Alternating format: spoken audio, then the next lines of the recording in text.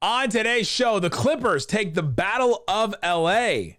What does it mean for each team? Which team do we believe in more? And then, are the Bucks the NBA's best team?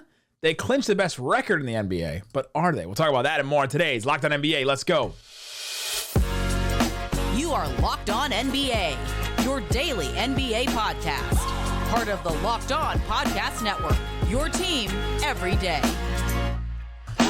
And welcome. You are locked on to the NBA. My name is Nick Angstadt, host of the Locked On Mavericks podcast. Thanks for being part of the show and making Locked On NBA your first listen every day. We are free and available on all podcast platforms, including YouTube. But the best way you can help us grow the show is to listen every day and to comment anything below. Let us know, which team do you believe in more? The Clippers or the Lakers to win one playoff series? Let's go. Let's do that. One playoff series. Today's episode. We'll talk a ton about the Clippers and the Lakers. We'll talk about the Bucks, if they're the best team in the NBA. And of course, we'll do Count It Up, or we'll talk about Mark Cuban's comments about Jalen Brunson. Weird, but how weird. Joining me, as always, host on a Thursday, host of Locked On Bulls. What you got for me, Pat the Designer? It's almost over. My sweet end may be coming soon. But then again, with the Bulls, right, like, we might then run off and win 5 games. I don't know. I don't know anymore. I don't know if you noticed, but I have not programmed the Dallas Mavericks talk into this episode because I too do not want to talk about my team and where they are. You can go listen to Locked On Mavs and Locked On Bulls to hear all about those teams if you'd like at this point. Let's start here, though. The Los Angeles Lakers go into their own building, play the Clippers in an away game, and in front of 60% their fans, the Lakers fan, and lose. It's 118 to 125. The Clippers get the win.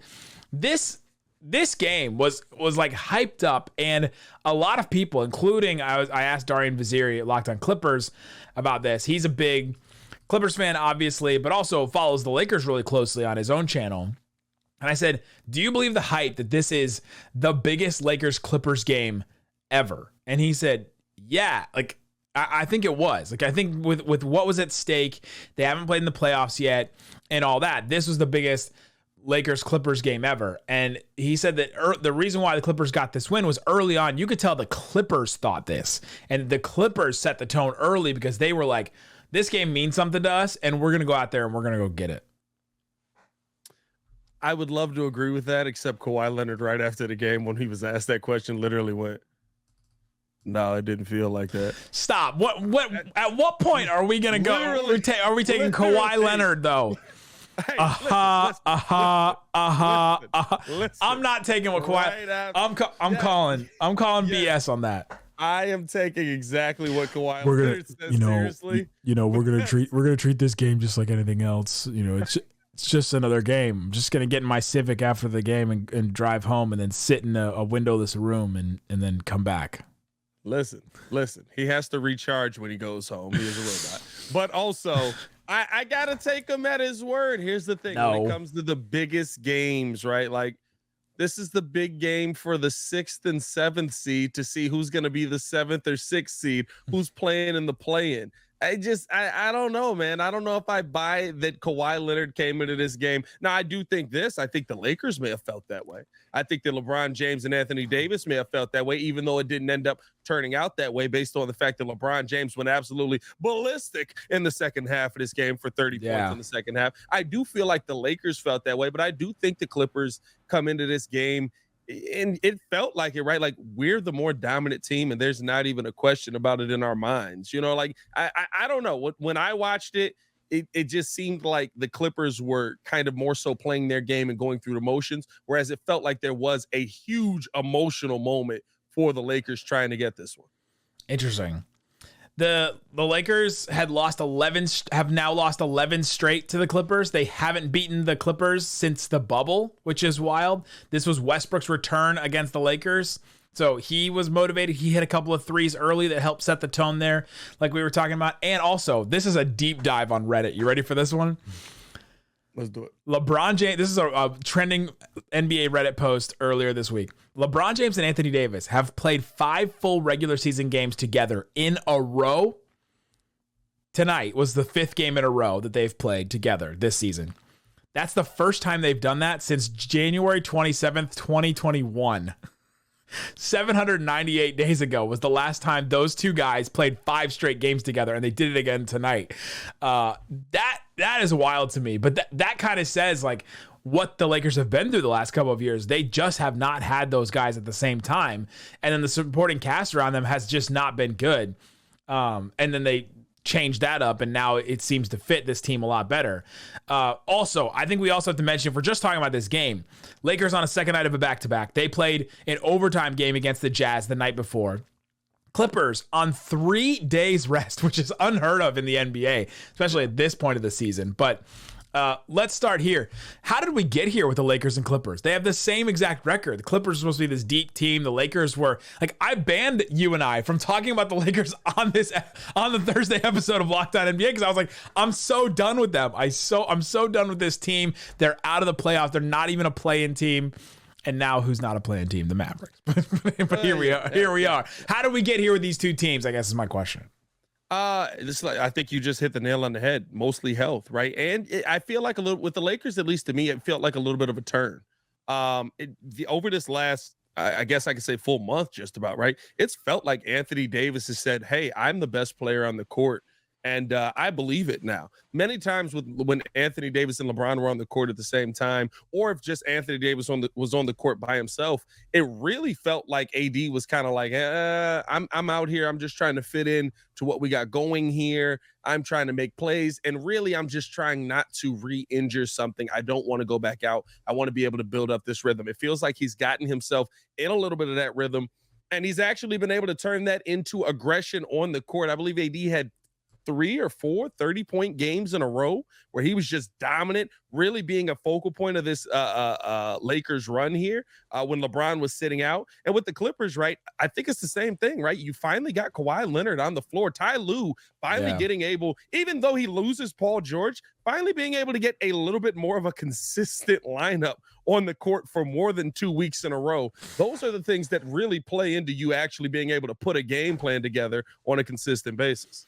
Yeah, it's been the health for both of these teams, right? And with the Lakers, it's roster construction. The Clippers a little bit construction because they add Westbrook, they add Bones Highland, they add Mason Plumlee, they get Norman Powell back from injury, but like all those little things. They've moved their lineups around too a lot. But yeah, I think it's just so wild that they have the same record considering where we thought these two teams were. The Clippers, we were going into the season, we were talking about them being the deepest team in the NBA. The Lakers, to start the season, were one of the shallowest teams in the NBA. And now they've sort of met at the middle now with Paul George out and the Lakers getting their guys back. And the Clippers having just too many guys to play seemingly on any given night. One wild note from this one that I really love, Darian Vaziri of Locked On Clippers sent me. Yesterday on Tuesday, Ty Lue spoke to the media and said, "We will not double Anthony Davis. We don't plan on doubling Anthony Davis the way we have in the past." And said that, and then completely went against that and doubled him so much in this game, like just completely lied outright. I respect it, first of all, but I thought that, hey, that's what you got to do, and they did. They held Anthony Davis just 14 shots, 17 points, and quote unquote only 11 rebounds, I guess is good for holding Anthony Davis. But I thought that was hilarious. This is Norman Powell's best game since returning from injury as well. He was huge for the Clippers, 27 points off the bench. And the off the bench stuff, they destroyed the Lakers in that. 27 points from Norman Powell, 14 points from Bones Highland. I think all of those were in the fourth quarter. 10 points from Terrence Mann off the bench. Like, their bench unit was just really big for a Lakers team on the second night of a back-to-back. It was just too much for them. Yeah, I mean, we've talked about with many of these teams, right? What are the other guys going to be able to do? When you looked at the Lakers bench tonight, I mean, it just wasn't much production at all from it, right? Troy Brown, only 6 points. Hachimura really didn't get himself going. Schroeder really wasn't able to give you anything. He only played 13 minutes in this game as a whole. But then you look around, right? Not only did Kawhi Leonard have himself a pretty good night with 25 and 7, right? But to me, right, Norman Powell all of a sudden is just like, oh, wait a minute, I'm back. By the way, let me facilitate this to Ivan Zubac a couple of times, who was just dominant down low, which was the weird part about all of it. I was like, this is the most dominant I think I've seen Ivan Zubac since he's left the Lakers. Are you calling him Ivan on purpose? Yeah, yes, I am. Yes. Okay. Yes. I've always done that for some reason. I don't know. But Just wanted to make sure that this audience knew that you were doing it. Yes. I guess that is something we did on my show. Don't worry. But I literally used to just call him that for no reason. Or I called him that because I thought it was his name. And then somebody was like, "Why are you calling him that?" And I was like, "He's Ivan forever now." But no, Ivan Zubac. Right? Like just the addition of what Russ has been able to do, just small things. I'm just adding a little bit of garnish here, a little bit of garnish there to this team, and it's really putting this Clippers team moving back in the right direction. Coming up, who do you believe in more, the Lakers or the Clippers going into a playoff series? We'll talk about that coming up. But before we do, let me tell you about a new app that'll help you save money and get money back. Both of those. It's called Ibotta. Groceries, school shopping, getting a little bit something for yourself. You know you're already doing it, so why not get the cash back for it? You're already buying stuff. We all have to buy stuff. Groceries are ridiculous. Pat, I know you got some kids. I know you're going grocery shopping. Dog, I got one. Geez, some. Okay. Isn't some like 1 to 3? Isn't that some? No. Some's definitely more than one. With Ibotta, though, you can earn cash back on every shopping trip for that one kid you have. Ibotta gives you cash back on hundreds of grocery items, from produce to personal care to pantry goods, everything. Right now, Ibotta is offering our listeners $5 for trying Ibotta. You can get your one kid something by using the code LOCKEDON. You can register. Go to the App Store or Google Play, download the free Ibotta app, and use the code LOCKEDON. That's Ibotta, IBOTTA, in the Google Play or App Store. Use the code LOCKED.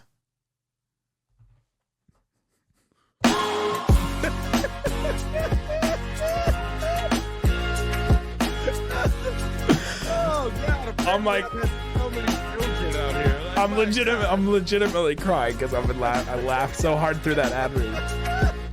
All right, Pat, thanks everybody for making us part of your day, making us part of the show, or being part of the show and listening to Locked On NBA.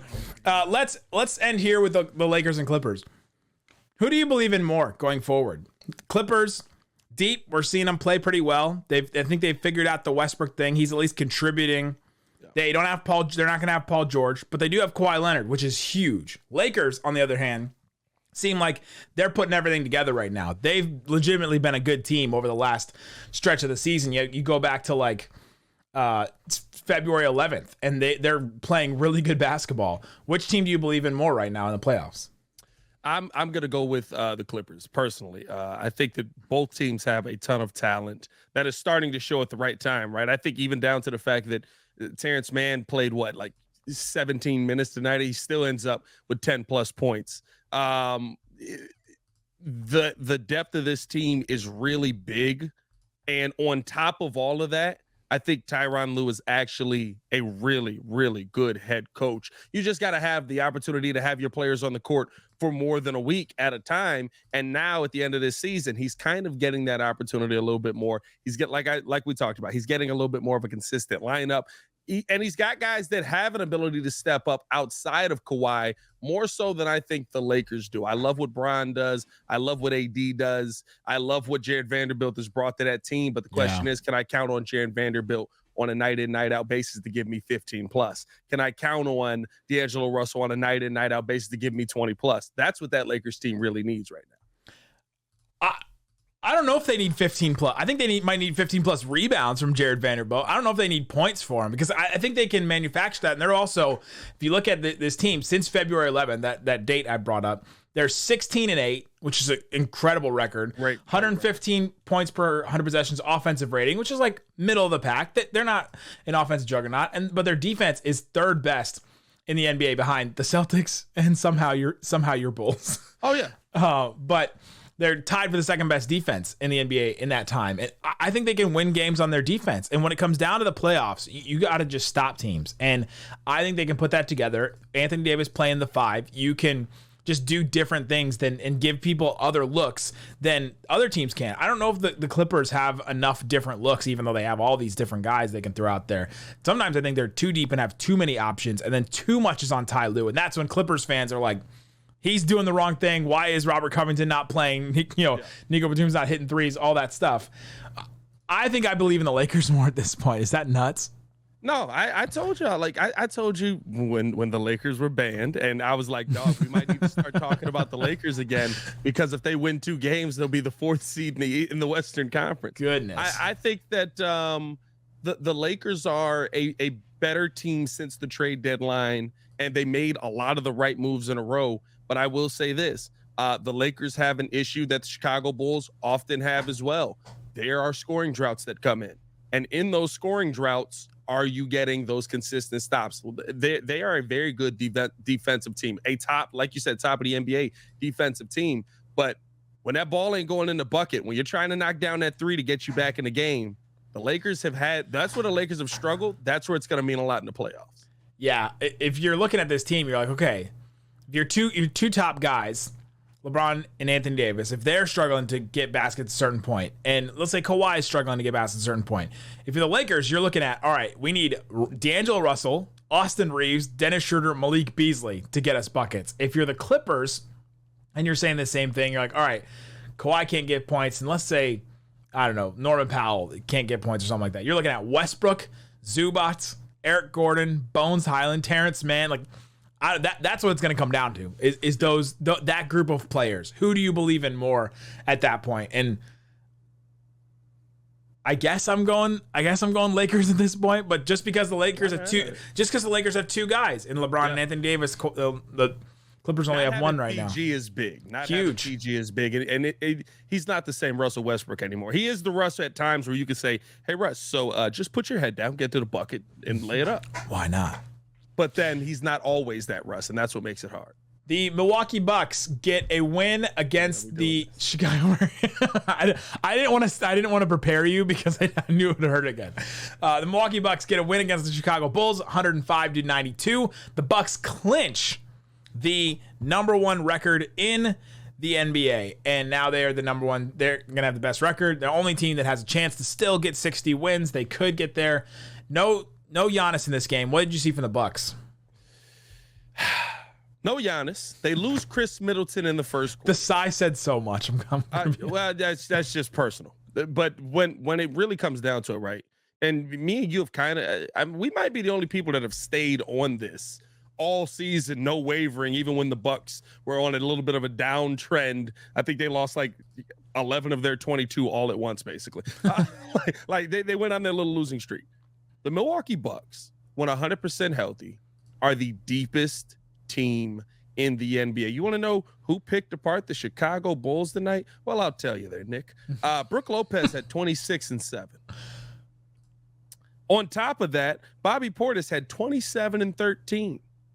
Being able to knock down the shot, being able to attack the bucket. Drew Holiday is a catalyst of this team. Drew Holiday legitimately was finding guys open that I didn't even know were still on the court. I was like, I thought Javon Carter had been out for 2 minutes. Nope, still out there, able to knock down an open shot. The fact that Drew Holiday's on this team makes such a difference for this Milwaukee Bucks team heading into the playoffs. The defense that he brings on the front line is so stifling that when teams, right, you don't have an option. Okay, I want to attack you from the 3-point line. Well, they're playing up on that. Okay, I got past you. Now I'm running into Brook Lopez, Giannis, Bobby Portis, and whoever else is down there that's 7'2". They got the mascot on their shoulders down there. It basically seems like that's how big this team is down low. Whatever it is. Bango. That's a tough name. But I just and then you had Chris Middleton back into the mix on that defensively. There's so much this Bucks team can do to attack you. They, to me, are the deepest team in the NBA. I mean, I'll ask you this. If you take away the equivalent, let's say Jalen Brown and Jason Tatum off the Celtics, how competitive are they with just the bench unit and Al Horford? Are by themselves? That's basically what I saw from the Milwaukee Bucks tonight. We've seen this at points this season where both Middleton and Giannis have been out. When you talk about depth, I feel like I immediately think 1 through 10 or whatever. Like, who's the deep? When we talk about the Clippers, we just talked about the Clippers. Yeah. Coming into the season, they were the deepest team in the NBA. Like 1 to 12, they have solid NBA players. Stars to solid NBA players. And you're like, oh, that's depth. When you talk about the Bucks and you talk about the Bucks depth, it's different because you're talking about 1 to 4. You're 1 to 4 with Giannis, Drew Holiday, Chris Middleton, and Brook Lopez. That's 1 to 4. That's the deepest part. Is just those 4 guys. You put those 4 guys on the floor, you have a potential defensive player of the year, and you don't know which one I'm talking about. Because it could be Giannis, it could be Brook Lopez. Brook Lopez leading the NBA in blocks. And it could Giannis. And it could be Drew Holiday too. Like there's an off season he could win it. We just saw Marcus Smart win it, and I think Drew Holiday is every bit the defender that Marcus Smart is. Yeah. And then Chris Middleton's and then they have an all-star. You don't know which one I'm talking about, right? Like an all-NBA guy. That's their depth, is those top 4 guys. And so when you say, are they the deepest team in the NBA? I think those top 4, if you're talking about it in those terms, then yes, I'm with you on that. And that's why I think they're going to win the title, and I think that they're the team to beat at this point. They have the best record. I think they're the best team in the NBA. They've got those guys. They've just got to get them together. I mean, 32 games from Middleton, 63 from Giannis, 66 from Drew Holiday. Like, you just got to get them all in the same, playing at the same time. And if they are, I think that's the team to beat. And I'm happy that they are the number 1 team in the NBA, because I think that it validates, like you said, what we've been saying all year about this team.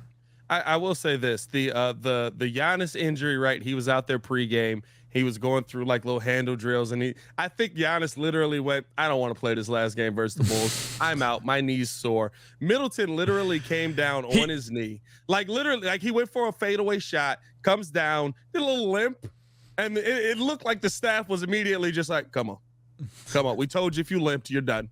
We told you if you like." That's how I felt tonight. Like, it didn't feel like this was a serious thing. Drew Holiday does end up, of course, playing the entire night, cooks the Chicago Bulls. That's par for the course.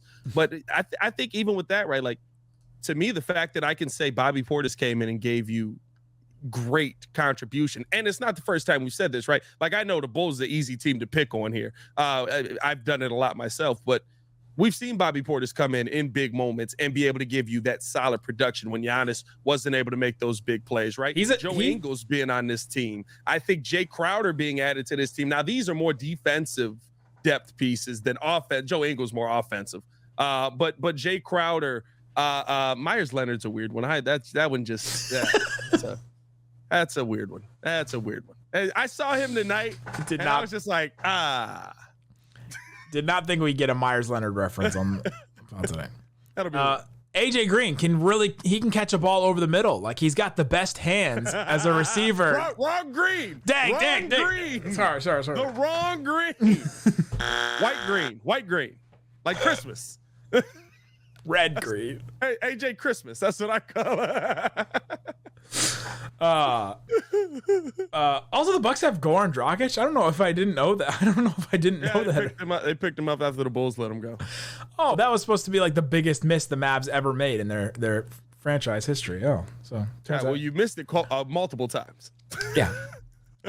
That's why we think the Bucks are the deepest team in the NBA. Coming up, let's play where we count out the most interesting, fun things in the NBA, including Mark Cuban talking about Jalen Brunson. Why? The answer is I don't know. We'll talk about that coming up. But before we do, let me tell you about FanDuel. FanDuel Sportsbook is the number 1 sportsbook in America. It's also the number 1 sportsbook for Locked On. Can I gamble with my multiple kids? No, my sum of kids. Only one sum of your kids can gamble on this. Download the app, FanDuel.com/LockedOn. Download the app as well. Tons of you guys have downloaded the app. You're making Locked On look really good, and we really appreciate you. So download the app if you want to help us out. Player awards. We just talked about Giannis. He's plus 1,200 for the MVP. Seems like that ship has sailed at that point. Embiid is minus 1,000. Jokic is plus 1,200. So it seems like at that point it's done. Bucks are plus 115 to win the East. Celtics are plus 185 to win the East. So to come out and to make the finals. You feeling good about the Bucks in that one? I feel good about the Bucks in that one. Go check it out. Deal. You make that deal? See what else is available. Go check it out. FanDuel.com/LockedOn. All right, Pat, thanks everybody for being part of the show, making Locked On NBA your first listen every day. We are free and available on all podcast platforms. Leave us a 5-star review on Apple Podcasts, Spotify, and subscribe to the show. Now, let's play our favorite game every week where we count up the most interesting, fun things in the NBA. Count it up, count it up, count it up, count it. Let's start here. Mark Cuban spoke to reporters before the Dallas Mavericks versus Sacramento Kings game. He used to do this before every game. And I was one of the reporters. One of my first years, I would go and I would make sure that I would be there every day in the weight room. And he'd be on a Stairmaster, and he would just be like trudging on a Stairmaster, leaning forward as anybody would be on the Stairmaster. And you would just hold your recorder up at him, and every once in a while he would just sweat on you. And I thought that was the weirdest thing, but here we were listening to Mark Cuban, all his thoughts. That's when he said that Russell Westbrook wasn't a superstar and all those kind of things. Now, present day Dallas Mavericks, Mark Cuban kind of does this like once a year now, where he'll just do one talk with the media to answer a bunch of questions about the whole year's worth of topics. This time, he got talking about Jalen Brunson because people have been asking about it. It's been the biggest disaster for the Mavericks and all that. When asked about Jalen Brunson and the Mavericks not signing him in the offseason last year, Mark Cuban said, quote, "We never got a chance to offer him." And then he also started talking about why they didn't get a chance to offer him and why they didn't re-sign him. Quote, "Where it went south was when Rick took over. When the parent took over or parents took over, it started to go south." When he talks about Jalen Brunson and his dad, Rick. Mark Cuban then started reading reporters' text messages that were sent between Nico Harrison and Brunson's agent, Aaron Mintz, in late January and early February 2022. One of the texts from Harrison stated that Rick Brunson indicated that Jalen expected to receive a contract with salaries in the range of $18 to $23 million. Then the Mavericks never got a chance to counter that. Count it up. How out of pocket was it for Mark Cuban to read text to prove that the Mavericks didn't get a chance to negotiate with Brunson last offseason? How long are you prepared for the Mavs to be bad? Because you're probably going to have a tough time negotiating with free agents for a while here. This is literally levels of, dare I say, has Mark Cuban been hanging out with Jerry Jones? That's how bad. The similarities between the two are, like, if they were a Venn diagram, like the middle circle is getting bigger and bigger. It used to be completely separate, and now it's getting bigger and bigger where he's involved. Another quote that Mark Cuban had today was, you know, "Hey, it's on me. Blame me because I didn't see basketball changing like this. The take foul has changed so much in the NBA that I didn't foresee this and I didn't see it. So our team wasn't prepared for those changes in basketball." If your owner is the guy that is in charge of the foresight of seeing where basketball is going and making those changes, like, I just think you're in a bad place, which is the same with Jerry Jones with the Cowboys. And now here with the Mavericks. To answer my own question, it's completely out of pocket for Mark Cuban to try and read these text messages just to prove that the Mavericks were slighted in that Brunson didn't give them a chance and all this. I personally believe that the Mavericks didn't have a chance to sign him. Like, that he was gone, like, by the summer. I think at that point he had made up his decision. At the last day of the season, exit interviews, he had a Dallas Maverick, his Mavericks jersey signed by every player, and he flung it over his shoulder during exit interviews because that's the last time he knew he was going to see all of them. Like, I think it was done at that point. But for Mark Cuban to come out and be like, "We didn't even get a chance to re-sign him. We didn't even get a chance to negotiate with him," like you said, is just a bad look for the rest of the league, and it just makes you look pettywop and doesn't make you look good to anybody else. And so, for that reason, I'm out. I'm so frustrated with these comments. Why make these comments help nobody? Maybe it makes you look a little bit better, but in the long run, it doesn't. I don't think it makes you look better. I think it makes, to me, it makes Rick Brunson look like a genius for getting his son out of a situation where to go to the Knicks. To go to the Knicks, Pat. Where your owner, yeah, you already know how that is. But I mean, listen, Tom Thibodeau's doing some great things with him out there. You know what I mean? He should have been fired last year, and Brunson saved his job. Hit the bell. It's coach of the year. Back on. Went wrong bell. There we go. No, yeah. I'm going to be 100% honest with you. It really makes it look like Rick Brunson did the right thing by getting his son out of Dallas. I think it's going to be very hard for Dallas to sign free agents now because agents are going to be like it wasn't before. Welcome to harder. You know what I mean? I like, why would people want to come there now? Why would people want to be a part of, you're going to release information that was supposed to be between us? That shouldn't be in the public. I don't know. Yeah. I'm okay. And for that reason, I'm out. The Pelicans came back in a win against the Grizzlies. They were down 19, and they came back to beat the Grizzlies in overtime. Jake Madison of Locked On Pelicans said after the game that Zion is going to be reevaluated on Wednesday and could potentially play in their play-in game if they, when they make the play-in, because it looks like they're locked into a play-in spot now. Count it up. Would it be better for them to just shut Zion down, or do you think it's worth it to reevaluate him and try and play him for the play-in? Because they can win games without him. They have. Listen, you absolutely can win games without him, and they have. But you definitely can win games with him. Zion Williamson is an immovable object that has literally taken the NBA only when he's on the court by storm. Because when you just look at the numbers that he's able to put up, literally just by running, it's literally just like, what's Zion do well? He runs the floor and then he jumps and dunks a lot and makes up another layups and then grabs his own rebound and puts it back up. And then he just has 25. He didn't even play. He didn't even stretch. It just has 25. Yes, you try to get Zion Williamson on the floor. If nothing else, to get Zion Williamson stock up for maybe a future move that might be. Talk about a heck of a sixth man if you could just bring him in and bring him off the bench and all right, go in there and get some buckets. Mad idea. Get some buckets. All right, LeBron James this week made headlines by tweeting, well, guess my blue check mark will be gone soon because you know me, I ain't paying the $5. Count it up. How much is too much? How much is too much for Twitter?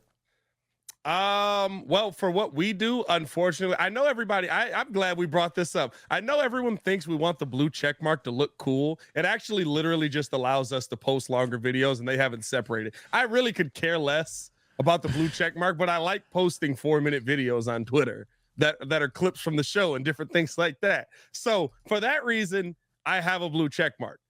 For LeBron has been notoriously known as the cheapest dude in the league. He doesn't pay for cell service when he gets on his boat. He doesn't have unlimited data. He has a boat, and he doesn't pay for unlimited data. I love Bron. How much is too much for Twitter? Apparently 5 is too much for Bron, but not for me, which is probably why I'm. Well, it's not 5 for it's not 5 for Twitter. He was making a reference to Martin, which is a reference I did not get on Twitter and got in very much trouble at that point.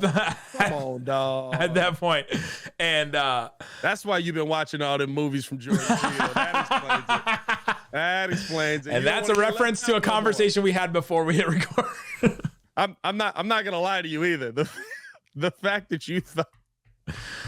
The fact that you went, well, I thought actually $5. I thought it was just a saying, and then I was like, well, it's actually $8 a month if you do it monthly. I was like, hey, it's worse than you think it is, and then I just completely missed the boat on that. Hey, you missed it again. I just want you to know, even with the knowledge, you missed it again. Yeah, I love you, Nick. Not gonna duck that one. There you go, guys. Thanks so much for hanging out with us on Locked On NBA. Go check out Locked On Mavs. Go check out Locked On Bulls. We got good stuff in the offseason. I don't know if the season's been very good, but the offseason there'll be all kinds of stuff to talk about. Guys, thanks so much for listening to Locked On NBA. Bye bye. Boom.